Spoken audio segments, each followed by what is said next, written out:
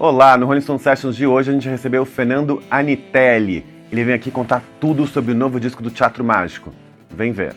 Quando isso tudo passar por nós. Fernando, obrigado por estar aqui com a gente na Rolling Stone. Já quero começar te perguntando. Teatro Mágico, nos grupos que tem a experiência, né, do palco, a experiência do ao vivo, como aí o carro-chefe, um dos carros. Como foi a pandemia para vocês? Cara, muito boa pergunta. A pandemia foi devastadora, assim, para toda a classe, né? A gente não podia trabalhar, e para além das pessoas que estão no palco, quem se deu mal, né, também, foi toda a equipe que colabora para que o palco funcione. Claro. Fosse iluminação, os holds, o pessoal da contra-regra, né?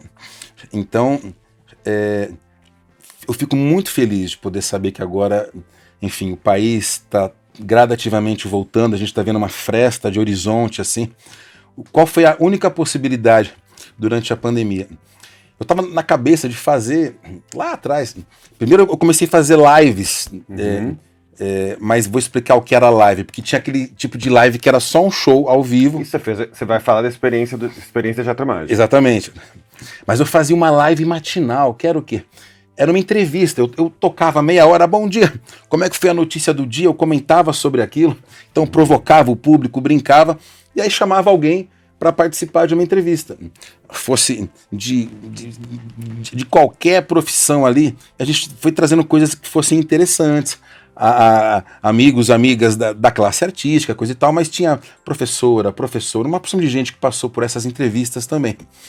E isso ia minando, de alguma maneira, uma proximidade com o público, de que o público não seria abandonado. Eu estaria atravessando essa pandemia com eles e eles comigo, porque confesso a você que era uma terapia. Claro. Diariamente.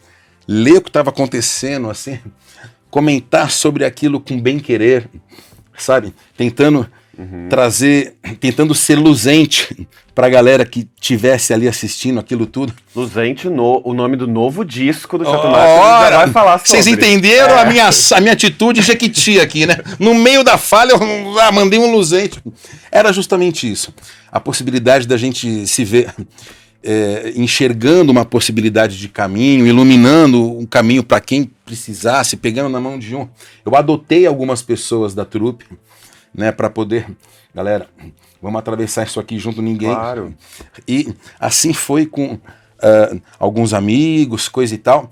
Então, diariamente, durante a manhã, a gente tinha um encontro com entrevista muito bacana, legal, tocava música. E eu tava naquela eminência de, quando é que vai ser a nossa live, o show mesmo, né? Aí o meu irmão, o Gustavo Anitelli, que é o cérebro orgânico da trupe, falou, cara, a gente não vai fazer live. Como não, Gu? Vamos fazer uma live, de repente a gente, sei lá, 1000 pessoas. Não. Fernando, se você abrir a geladeira, vai sair 6 lives lá de dentro. Se você abrir o forno, cai mais umas 18. Tinha um momento ali que, pelo amor de Deus! Né?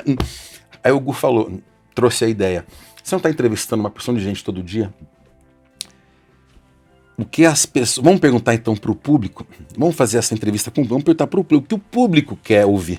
Se é um show nosso de canções clássicas, se é um show nosso de música inédita, ou o Anitelli conversando na sala deles, assim, sobre o cotidiano, coisa e tal. E fizemos ali uma enquete no story do nosso Instagram. Sempre nas redes sociais, perguntamos. E 68%, 67%, assim, queremos o Anitelli na sala da nossa casa. Como a gente faria isso? Aí o Gu pegou e falou assim, vamos pegar uma sala de Zoom, colocar 20 janelas ali dentro, e você vai entrevistar, você vai conversar com essas 20 janelas, o pessoal vai poder escolher quais músicas você vai tocar durante esse encontro, e o tempo de duração dessa conversa, dessa troca, vai ser essa experiência, porque o público não está só interessado em ver o artista que eles gostam fazendo um som com uma qualidade mais ou menos na internet, porque a live acabou sendo isso, né? Salvo alguns artistas que conseguiam levar o som para a internet ali, para passar. Tava uma coisa muito fria, chegou um determinado momento, tinha um monte de opção e tudo muito frio, mas a experiência de como nós iremos atravessar a pandemia. Como o cara que eu ouço a música dele, que escreve isso aqui, né? Poxa, como é que esse artista que eu gosto vai... Pô, eu também vou falar com ele. Eu vou falar como eu também estou atravessando a pandemia. Isso foi a gente deu o nome de experiência Teatro Mágico. Foi algo assim, revolucionário. Por quê? Simplesmente, as 20 salas, às vezes tinha uma pessoa sozinha, às vezes era um casal, às vezes uma família, às vezes o cachorro da família estava junto, às vezes o vovô, a vovó, mas situações que talvez numa apresentação presencial jamais aconteceria. Então, você podia juntar naquele momento, naquela sala, não somente pessoas daqui de São Paulo, da região. Você faz um show em São Paulo, é o pessoal de São Paulo. Você vai para o Rio, é o pessoal do Rio. Naquela sala tinha uma menina de Goiânia, a irmã dela da Lituânia, um cara em Osasco, um outro pessoal em Curitiba, um pessoal lá nos Estados Unidos. Então começou a acontecer coisas incríveis, encontros de família que não conseguia se ver na pandemia, se encontrava nessa sala. Amigos, gente que queria mostrar, olha, eu tô aqui no Canadá, olha o sol, não, caramba! Então todo mundo participava um pouco da vida do outro, porque eu ia escolhendo que janela que eu vou falar agora. Aí tinha a brincadeira, tinha o melhor cenário, então o pessoal decorava a própria casa, tinha o melhor figurino, o pessoal já ia todo meio doidão para participar. Sim. A gente conseguiu fazer o quê? A interação, que aí eu volto na sua pergunta. O Teatro Mágico sempre foi forte nos shows ao vivo, na interação com o público. Era isso que a gente precisava fazer. Como fazer uma interação online, que não seja só uma live onde as coisas acontecem. Não. Então esse lugar de visitar cada janela, perguntar o que estava acontecendo, conhecer as pessoas, tocar a música, a pessoa que está lá. Anitta, eu queria mostrar... Eu tenho que pôr 3 minutos para falar, eu também respondo, o cara responde. Posso mostrar minha música? Pô, por favor. Então, gente que mostrava sua arte, às vezes não era música, às vezes tinha uma senhora lá, a Anitta, mostrava os quadros que ela pintava. Então, assim, foi uma possibilidade de uma interação gigante, uma conversa que muitas vezes até nos soava como uma terapia, pela possibilidade da gente atravessar esse momento tão sensível que foi a pandemia, vendo como estava um e o outro e vendo outras histórias. Pessoas começaram a ir na outra apresentação que a gente ia fazer, grupos que se formavam ali. A gente quer uma apresentação exatamente para esse grupo. Então, cara, a gente trampou de quinta a domingo. Eu ia fazer esse comentário. A agenda da experiência foi toda sold out. Exatamente. Você está falando da experiência íntima, mas é um projeto também de show íntimo, se a gente pode dizer assim, que causou uma mini comoção eu ia te falar, se eu pensasse numa palavra do Teatro Mágico, para mim a palavra seria comoção. Que as pessoas que vão nos shows do Teatro Mágico, elas ficam comovidas, elas têm exatamente o que você está me falando no digital, tem no ao vivo, né? Eu acho que vocês conseguiram perfeitamente traduzir isso num formato que fica pequeno-grande. Exatamente, pequeno-grande. Porque parece que são só 20 janelas, cara, durava umas 3 horas. Porque você conversa com uma janela, aí a pessoa responde, você conversa um pouquinho, eu ia sempre cuidando do tempo, né? A Andrea Barbour, que é minha parceira, cuidando, fazendo as imagens, e ela também cuida de cenário, figurino, ela também faz a parte de circo do Teatro Mágico. Então, em alguns momentos, a gente tinha a participação dela no aéreo. A gente montou num outro cômodo da casa, pendurou na parede o tecido e tal. Ela ia, eu pegava o celular e filmava. Aí a gente pegava o celular e ia lá na sala que tem o piano. Aí eu cantava no piano. Então tinha piano, violão, aéreo, palhaçada. E tudo numa apresentação que durava 3 horas, que a pessoa falava com o artista, mostrava um pouco do que ela também gostava de fazer. E tudo isso era uma coisa inédita e só aconteceu em função da pandemia. A crise fez a gente pensar numa possibilidade, numa solução. Quando chegou no final do ano, a gente resolveu fazer uma apresentação online desse jeito, mas com a trupe toda participando. Mas aí como é que seria? Porque durante a experiência eu falava com as pessoas, e aí como é que seria com a trupe? A gente fez o quê? Enquanto eu estava no piano, a outra, a No Estopa, ela cantava ao meu lado, ou a gente abria uma janela e somava as duas janelas na sala de reunião do Zoom. Então tava eu no piano, ela cantando. Aí em determinado momento, a gente fez isso no show de aniversário do Teatro Mágico. Em determinado momento você abria 5, 6 salas diferentes dentro da sua sala do Zoom, porque o Zoom permite isso. Aí cada sala tinha um nome. A pessoa escolhia essa palavra, quando entrava lá, tinha alguém que era da trupe, ou tinha o Palhaço Toicinho, ou tava o Ivan Parente, ou tava a Gabi Veiga, que já tinha participado. Enfim, cada sala a pessoa ia interagindo, e ela podia conversar com aquela pessoa que estava lá. Aí, voltava depois todo mundo para a mesma sala. A gente mergulhou sobre a plataforma Zoom para saber o que a gente poderia extrair dali de interação, de brincadeira, de jogo com música, com palhaçada, com provocação, coisa e tal. Deu no que deu. Folha de São Paulo, Veja, Globo. Essa experiência vem para ficar no Teatro Mágico? Vem para ficar, sem dúvida. Foi uma coisa que eu falei.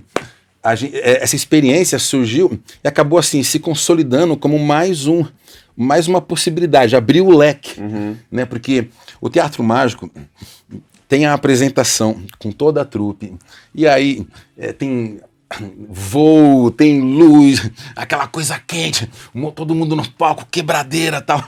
Mas também a gente faz o quê? O Fernando Anitelli, voz e violão. Eu consigo alcançar várias outras cidades que talvez só com a trupe, naquela estrutura, a gente não conseguiria. Fora que a apresentação é completamente distinta, porque é num teatro, eu brinco, vou no meio da galera, chamo a galera para participar, o povo termina cantando comigo em cima do palco, tem momento que eu faço uma espécie de convite, quem quer recitar, quem quer falar alguma coisa, quem quer tocar. Então tem interação, tem brincadeira, tem provocação. O Fernando Anitelli, o voz e violão, virou uma outra coisa. Tem gente que fala assim, eu prefiro o show do Anitelli, voz e violão, do que o Teatro Mágico, porque o Teatro Mágico tem os arranjos, tem teclados. Não, e ali é só voz e violão, com vocês, Sua Excelência, a canção. Então isso também é muito bacana. Legal, saindo desses dois modelos, esse online surgiu para esse universo da educação, faculdades, galera, família. Mas, Fernando, uma coisa que acho que é importante ressaltar, está falando dessa nova experiência do Teatro Mágico. O Teatro Mágico sempre teve experiências um pouco revolucionárias, até pioneiras, que é isso. Vocês foram um dos grupos que começaram a disponibilizar conteúdo para baixar. Vocês criaram essa sigla MPB, né? Música para baixar. Exatamente. Essa disponibilização de conteúdo já faz parte do Teatro Mágico, desde lá de quando vocês surgiram em 2013. Vocês são sempre, ao mesmo tempo que vocês juntam, né, várias plataformas aí artísticas, várias formas de arte, vários suportes artísticos, vocês também estão muito ligados na tecnologia, né? Isso também permite, acho que você, obviamente, você fala melhor que eu sobre isso, mas... Olha, desde o início, quando surge o Teatro Mágico, e antes do Teatro Mágico, eu tive uma banda chamada Madalena 19. Era um trio. A gente tentou, a gente entrou numa gravadora, mas dali não saiu muita coisa. No meio da gravação, o cara queria que a gente regravasse tudo num outro formato, outro estilo. Tipo, músicas que o Teatro Mágico gravou, mas na época o cara, não tô gostando disso não, faz tudo em forró. Tipo, umas coisas que não tinha a ver, né? E nada contra o forró, mas não tinha a ver com a nossa carreira. A gente tava bolando uma outra coisa ali. Quando a gente percebe que a gente estava de mãos atadas com algumas gravadoras, para entrar é sempre muito difícil, fica aquele sonho, né, na cabeça do músico, né, da musicista. Poxa, eu vou entrar numa gravadora, a gravadora vai me colocar nos programas, né, dominicais, de sábado à tarde, e eu vou e sucesso. Mas não é nada disso, não é nada disso. Então tem muito vislumbre num lugar muito importante que é bom não ter, né? O artista, gente, tem que ter muito pé no chão, tem que ter muito pé no chão, porque você consegue lidar com as coisas, com as mazelas e com as glórias de uma maneira tranquila. Você não fica numa expectativa, deu errado, você se frustra, né? Quantas pessoas, em grupos a gente já não viu, que brigou com gravadora por causa disso, daquilo e tal. O que aconteceu com a gente? Meu pai viu que a gente estava ali tudo desolado, tadinho, pegou todas as músicas nossas e soltou no Emule, no Napster, e uma porção de gente começou a ouvir. Aí a gente começou a fazer CDzinho a R$10, deixava 30 segundos da música na internet, fazia show de quarta-feira, ia 70 pessoas, tal, não sei o quê. Aí o meu irmão Gustavo, que sempre teve comigo, ele também compõe, tá no ensaio, é o cara, ele parece meu irmão mais velho, assim, por tanta maturidade nas coisas que pensa, enquanto eu fico com esse lugar da palhaçada. Aí o Gu falou, cara, a gente vai ter que deixar nosso CD por R$5. Eu falei, pô, mas pela metade vai baratear. Mas aí ninguém... Ele falou, não, e a música de graça na internet. Mas como assim, Gu? Não, isso num tempo que isso não existia. Exatamente. Num tempo em que as pessoas falavam mal disso. Na MTV, o pessoal, o Teatro Mágico abrindo precedente aí. Que absurdo, que é isso? Aí o meu irmão falou assim, cara, a gente vai se antecipar. Não a pirataria, a quem não gosta, não, a quem mais ama a gente, o público. A pessoa vai na apresentação, assiste aquilo. Eu sempre falo, sai dali, passa na lojinha, tá meu pai ali na lojinha. Ah, o pai do cara não tem atravessador. Puta, eu quero um CD, uma camiseta. Beleza, o cara chega em casa, põe no computador, começa a ouvir. Galera, ouçam isso. Pá! Isso é crime? Não, isso não é crime. Trocar música sempre foi trocar afetividade, sempre foi trocar coisas que a gente gosta, tal.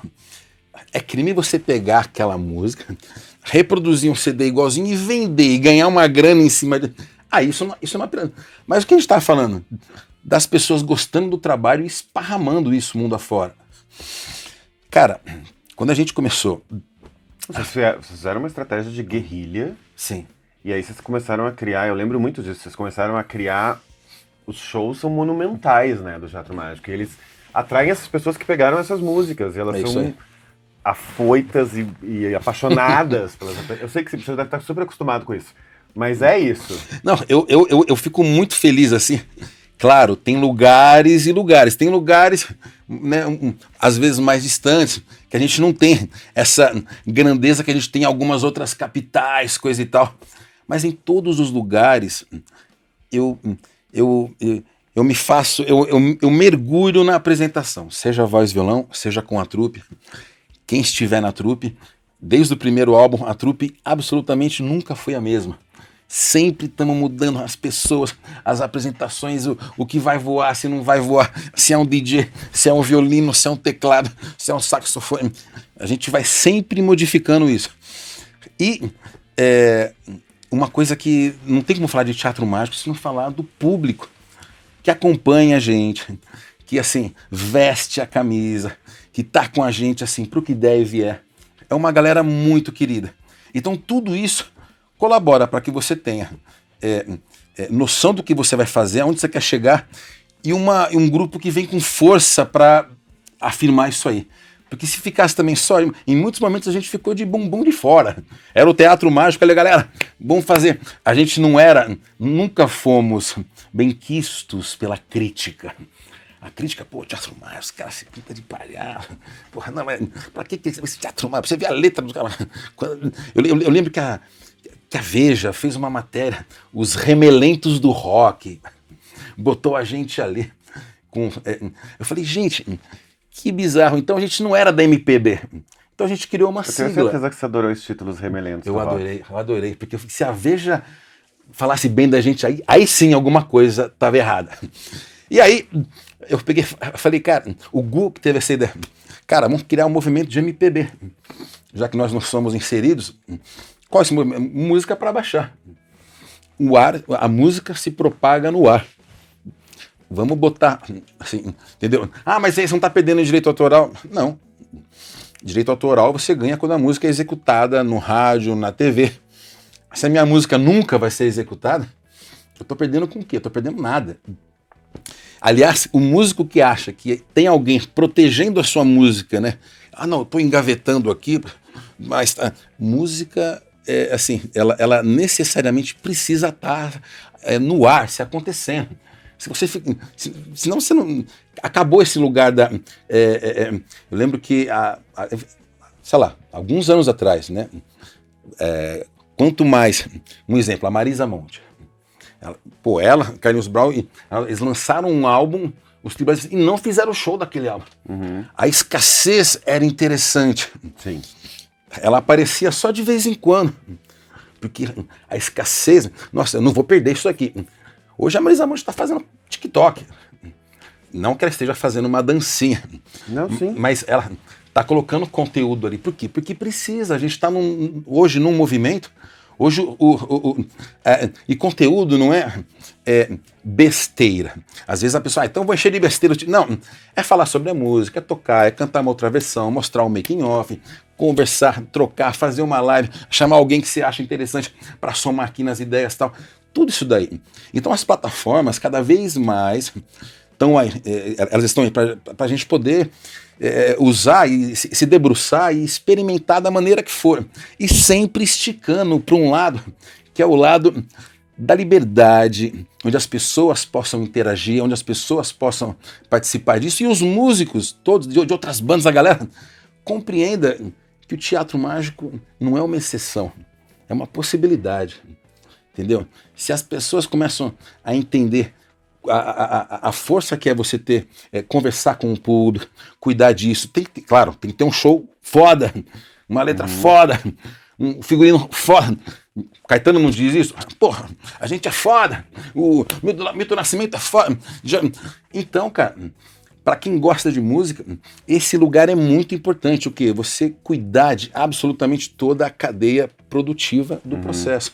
Você faz a música, estuda, tem o figurino, cena. Pense sobre tudo isso, galera. Como essa música vai ser divulgada, como não vai. Faça esse trabalho de uma maneira lapidada, cuidada. E só vai ter produto melhor, só vai ter coisa melhor saindo. E quando a gente fica muito naquela de... aquele ali fez e deu certo. O que o Teatro Mágico fez e deu certo não é um estilo de música, é um estilo de figurino, não é isso? É uma maneira de você gerir a sua carreira sem necessariamente ficar ancorado com uma galera que às vezes está atrás de uma mesa nem se importando com o teu trabalho, com o que você está fazendo ou não. Só querendo ver o resultado né, do capital entrando ali. Fernando, se você for ver, a gente está falando de milhões de discos vendidos no Teatro Mágico. Vocês criaram um mercado através do Teatro Mágico. A gente vendia CDzinho a R$5 e a gente ganhava mais que artistas de gravadora que vendiam um CD a 30 e a música dos caras não tava na internet. Mas como assim? Pois é.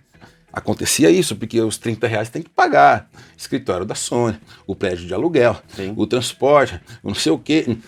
E a gente resumia tudo, fazia tudo na base do artesanato. E acho que isso também dava um sabor pro Teatro Mágico. Tanto é que o primeiro álbum, a gente vendeu mais de 1 milhão de cópias de um álbum que a gente não tinha nem a capinha, que era dentro de um envelopinho. E aí, mesmo depois, quando a gente começou a fazer as apresentações, a gente falou, vamos continuar. A gente colocou a ficha técnica na internet, mas o álbum vinha no saquinho, para as pessoas terem aquele sabor ainda. Caramba, foi isso aqui então. Tipo, depois do primeiro, segundo, terceiro, quarto, quinto, depois do quarto ano, a gente fez aí depois uma capinha do CD, na época que existia CD, olha que loucura. Sim.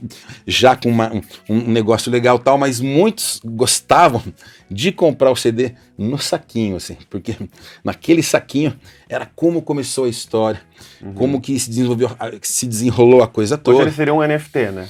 Seria um NFT. Olha que loucura, eu também tô tentando entender melhor o que essa coisa é meu, mas não é meu, mas é nosso, e leiloou, vendeu, tô ganhando. O André Bujanra já falou, cara, quem não tá nisso ainda, sai agora, levanta agora e vai ver o que é NFT para entender esse universo da criptomoeda. Quando isso tudo passar por nós.